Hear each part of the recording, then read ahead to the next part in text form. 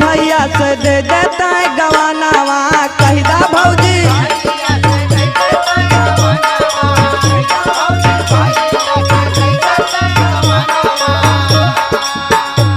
सुनत हो भौजी?